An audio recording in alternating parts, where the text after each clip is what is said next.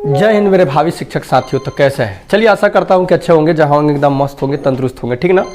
तो आज के वीडियो में हम लोग हिस्ट्री से क्वेश्चनों को देखने वाले हैं। मोस्ट 50 क्वेश्चन रहेगा, जिसमें से आप अच्छा स्कोर कर सकते हैं। कुछ होगा जिसे आप नहीं बता पाइएगा। ओके, तो आइए देखते हैं। मेरा तबीयत तो ख़राब चल रहा है, इसलिए कल वीडियो ऐसा नहीं कि 15 अगस्त था तो नहीं था, दिक्कत यही था, समस्या है। अभी तो दवा खा के काम चला रहे हैं। देखिए, भारत में आधुनिक शिक्षा के जो जन्मदाता है किन्हें कहा जाता है? देखिए, भारत में आधुनिक शिक्षा के जन्मदाता जो है ना, वो कहा जाता है चार्ल्स ग्रांट को। किनको कहा जाता है? चार्ल्स ग्रांट को क्या कहा जाता है? आधुनिक शिक्षा के जन्मदाता। ओके, किस वर्ष उड़ीसा बिहार से पृथक हुआ था? किस वर्ष उड़ीसा जो था वो बिहार से क्या हुआ था? पृथक। तो आपको पता है कि 1936 को बिहार से उड़ीसा क्या हुआ था? अलग हुआ था। और एक और राज्य अलग हुआ था जिसका नाम है झारखंड। ये कब अलग हुआ था? ये 15 नवंबर 2000 ईस्वी को अलग हुआ था। ओके, काकोरी ट्रेन डकैती कांड के नायक कौन थे? देखिए, इसमें कई लोग शामिल थे। रोशन सिंह थे, राम प्रसाद बिस्मिल थे, चंद्रशेखर आज़ाद थे। लेकिन आप देखिए, इसमें आप देख सकते हैं वो व्यक्ति जो जिनका नाम है मात्र एक राम प्रसाद बिस्मिल है, ठीक ना। तो ये राम प्रसाद बिस्मिल जो हो जाएंगे काकोरी ट्रेन, देखो उसमें जितने थे सब कोई हीरो ही थे, ऐसा नहीं कि कोई जीरो थे, सब हीरो ही थे। रोशन सिंह भी थे। तो यहाँ पे वो लोग, उन लोगों का ऑप्शन नहीं दिया हुआ है, तो राम प्रसाद बिस्मिल का दिया था। राम प्रसाद बिस्मिल ही मेरा आंसर जाएगा। अब आप गूगल पर सर्च मार करके अलग अलग आंसर के लिए मत कहिए कि गलती है, पहले पूरा श्योर हो जाइएगा तब गलती के लिए कहिएगा, ठीक ना। ऋग्वेद में सबसे पवित्र नदी किसे माना गया है? ऋग्वेद में जो सबसे पवित्र नदी माना गया है ना, तो सरस्वती को माना गया है। कौन नदी को माना गया है? सरस्वती को ऋग्वेद में पवित्र नदी माना गया है। किसने पाटलिपुत्र को पोलीब्रोथा कहा? ठीक ना, पोलीब्रोथा। किसने पाटलिपुत्र को क्या कहा? पोलीब्रोथा कहा। तो जानते हैं, मेगास्थनीज पाटलिपुत्र को क्या कहा? पोलीब्रोथा कहा। अच्छा, पोलीब्रोथा का अर्थ क्या होता है? जरा आप लोग अगर जानते होंगे तो कमेंट कीजिएगा। भारतीय इतिहास में बाजार नियमों या मूल्य नियंत्रण, ठीक ना, पद्धति की शुरुआत करने वाले व्यक्ति कौन थे? तो ये थे अलाउद्दीन खिलजी। कौन? अलाउद्दीन खिलजी जो थे, ये आपका मूल्य नियंत्रण या बाजार नियमों का नियंत्रण पद्धति की शुरुआत करने वाले व्यक्ति थे। मलिक काफूर, ये मलिक काफूर को 1000 दिनारी क्यों कहा गया है? तो 1000 दिनारी कहने के पीछे कारण है, इसलिए क्योंकि उन्हें 1000 दिनार में खरीदा गया था। 1000 दिनार में खरीदा गया था, इसलिए काथी कहा गया? 1000 दिनारी कहा गया। ओके, गुजरात विजय की यादगार में अकबर ने किसका निर्माण करवाया था? तो आपको पता होगा कि बुलंद दरवाजा का निर्माण करवाए थे। गुजरात विजय, जब गुजरात को जीते थे अकबर, तो बुलंद दरवाजा का निर्माण किए थे। ओके, दीन ए इलाही, ये जो दीन ए इलाही नामक जो नया धर्म था, ये कौन शुरू किए थे? तो ये आपको पता है कि दीन ए इलाही जो नया धर्म था, इसको शुरू करने वाले व्यक्ति का नाम था आपका अकबर। दहसाला बंदोबस्त, दहसाला बंदोबस्त किससे संबंधित है? तो ये टोडरमल से। किससे? टोडरमल का। ये टोडरमल किसका मंत्री था, किसके मंत्री था, ये भी कमेंट कीजिएगा। किसे भारत में पुर्तगाली साम्राज्य का वास्तविक संस्थापक कहा जाता है? पुर्तगाली साम्राज्य का जो वास्तविक संस्थापक है, जो भारत में स्थापित किया, वो किसको कहा जाता है? अल्फांसी डी अल्बुकर्क को। अल्फांसी डी अल्बुकर्क को क्या कहा जाता है? वास्तविक संस्थापक, पुर्तगाली साम्राज्य का वास्तविक संस्थापक अल्फांसी डी अल्बुकर्क को कहा जाता है। अगला क्वेश्चन देखेंगे, भारत में प्रथम रेल लाइन निम्न में से किसने बिछाई थी? तो जॉर्ज क्लार्क। कौन? आप सुनिए, जॉर्ज क्लार्क ये बिछाए थे। अब बिछवाने वाले व्यक्ति कौन थे? तो डलहौजी, ठीक ना। बिछवाने वाला व्यक्ति डलहौजी था, लेकिन बिछाए कौन? George Clarke. अब ये मत कहने लगेगा कि डलहौजी डलहौजी, तो डलहौजी अगर ये क्वेश्चन उस टाइप के शामिल रहता तो डलहौजी भी ऑप्शन में रहता। जॉर्ज क्लार्क ये क्या लिखा हुआ है कि भारत में प्रथम रेल लाइन निम्न में से किसने बिछवाई थी? सॉरी, हाँ, बिछवाई थी, ठीक ना। तो डलहौजी के आदेश पर यह व्यक्ति बिछाया था। ओके, अब कहा जाएगा कि ताजमहल किसने बनाया? किसने बनाया? तो मिस्त्री बनाया होगा, मजदूर बनाया होगा, लेकिन किसने बनवाया तब तो शाहजहां जाएगा ना। भूदान आंदोलन किसने प्रारंभ किया था? भूदान आंदोलन प्रारंभ करने वाले व्यक्ति का नाम था विनोबा भावे। कौन थे? विनोबा भावे, ठीक ना। भूदान आंदोलन किसने शुरू किया था? विनोबा भावे। वही आइए देखते हैं आगे। सरदार वल्लभ भाई पटेल को की तुलना निम्न में से किससे किया गया है? तो लौह पुरुष बिस्मार्क से, लौह पुरुष बिस्मार्क से इनका तुलना किया गया है। ऋग वैदिक आर्यों का मुख्य व्यवसाय क्या था?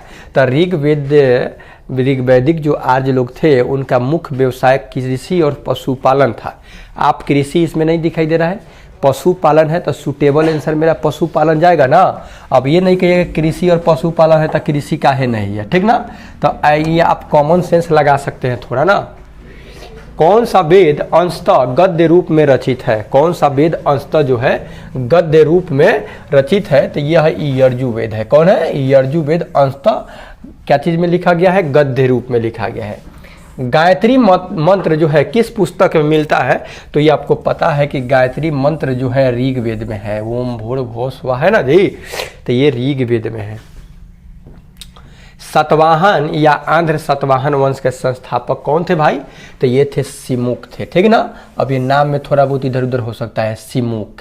ओके, किस सतवाहन नरेश ने गाथा सप्तशती नामक महत्वपूर्ण कृति की रचना किए थे? तो हॉल। कौन? हॉल। ओके,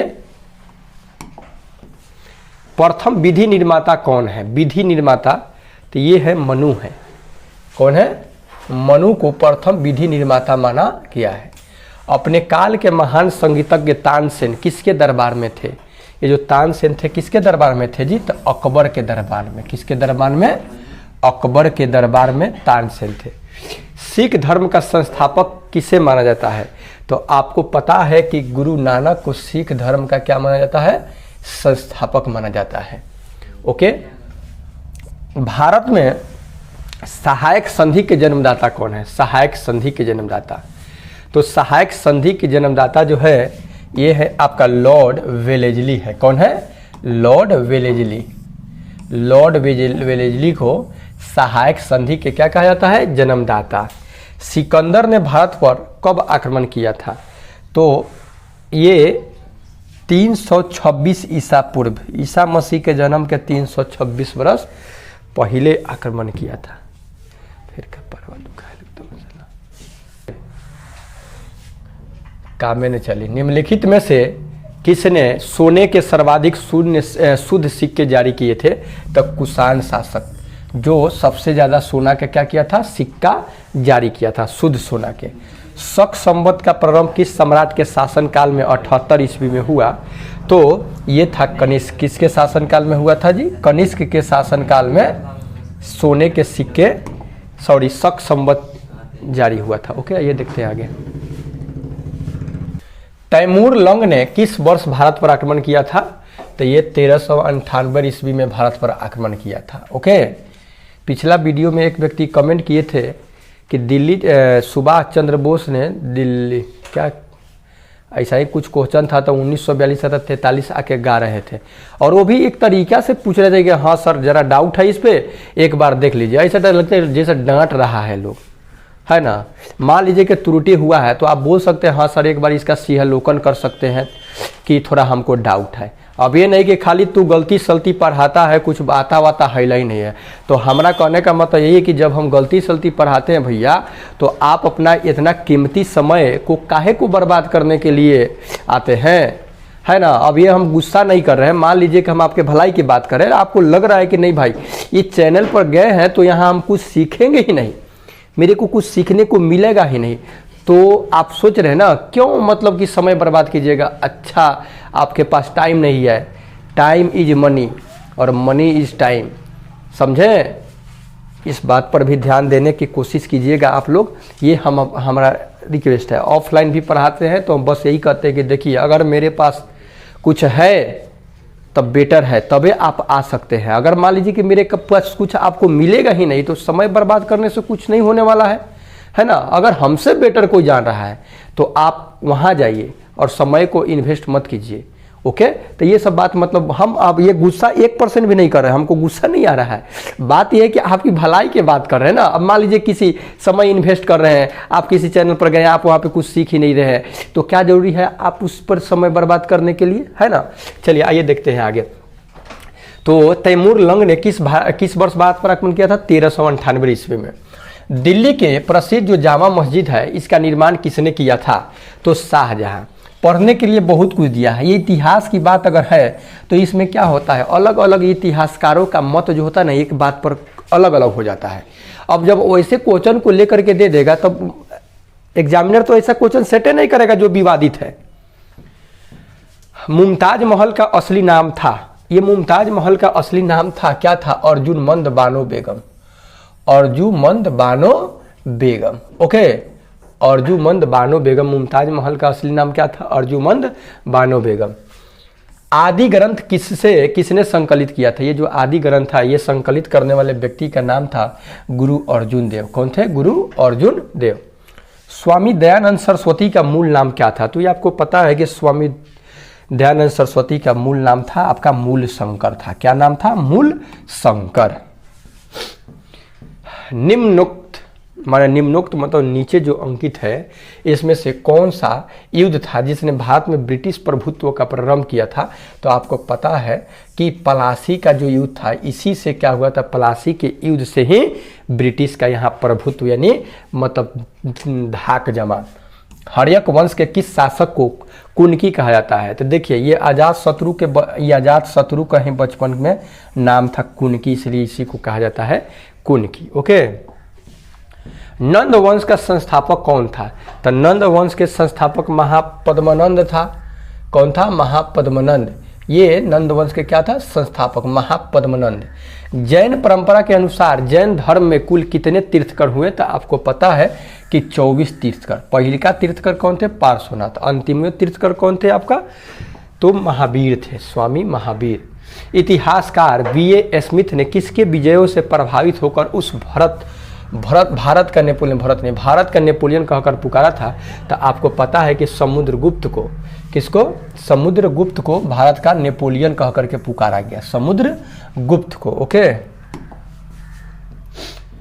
निम्न में से वह शासक कौन था जो विक्रमादित्य के नाम से भी जाना जाता था? विक्रमादित्य के नाम से जाना जाने वाला व्यक्ति यही था, चंद्रगुप्त द्वितीय।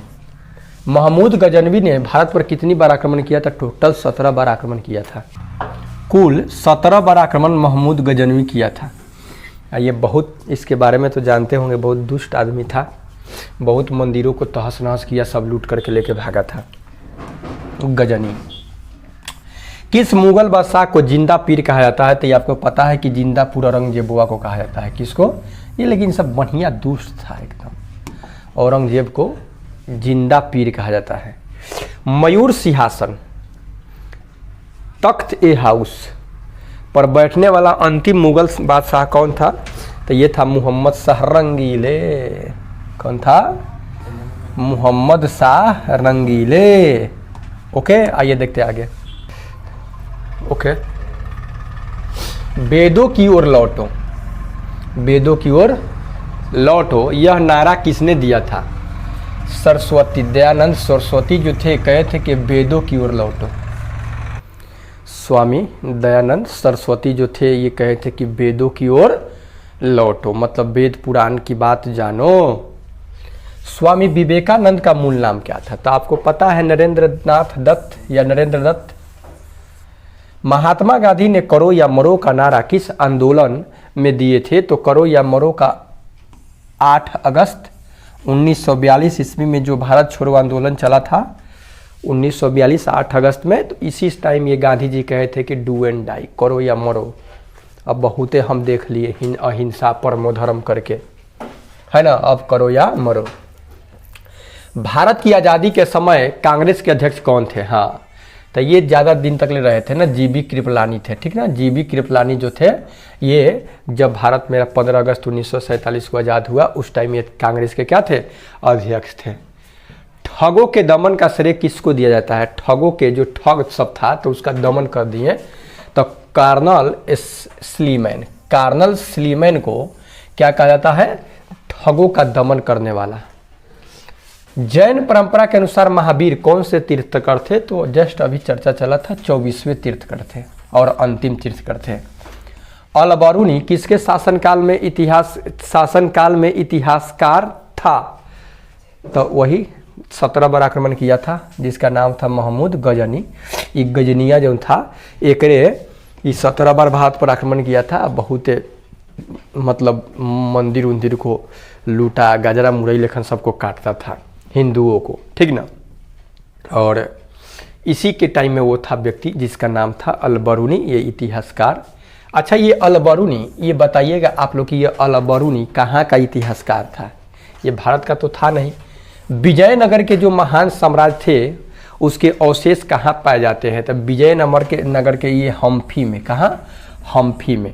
कृष्णदेव राय के दरबार में अष्टदिग्गज कौन थे? तो 8 तेलुगु कवि। और इन्हीं के दरबार में आपको पता होगा कि तेनालीराम इन्हीं के दरबार में था, कृष्णदेव राय के। तेनालीराम बहुत चतुर व्यक्ति थे। लास्ट क्वेश्चन आपके समक्ष है कि भारत में बीबी का मकबरा स्थित है। ये बीबी का मकबरा जो स्थित है ये कहाँ स्थित है आप लोग बताइएगा, ओके, कि ये बीबी का मकबरा कहाँ है। तो मिलते हैं नेक्स्ट वीडियो में। तब तक take care and goodbye. Video कैसा लगा अपना प्रतिक्रिया कमेंट बॉक्स में दे, ओके।